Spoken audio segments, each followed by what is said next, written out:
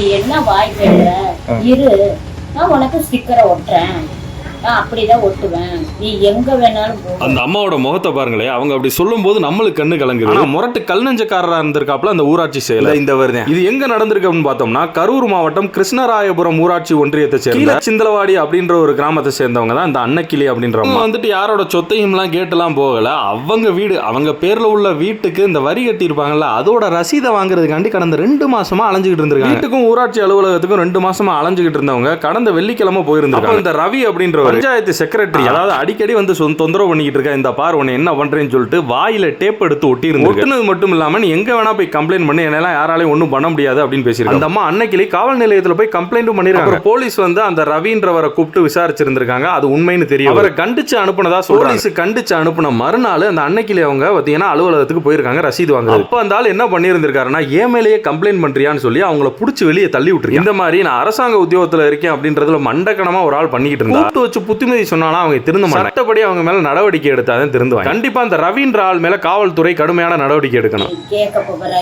இது ரசீது கேட்க போனேன், நான் உனக்கு தர முடியாது, நீ என்ன வாய் பேசுற, நான் உனக்கு ஸ்டிக்கரை ஒட்டுவேன், உனக்கு ஒட்டுனா உன்னை யார் கேட்பா, எதனால கேட்கறாங்க, எதனால நீ வந்து ரசீது கேட்கற, தர முடியாது, நான் தரமாட்டேன்னா தரமாட்டேன், நீ பஞ்சாயத்துக்குள்ள நுழைய உனக்கு எந்த அனுமதியும் கிடையாது.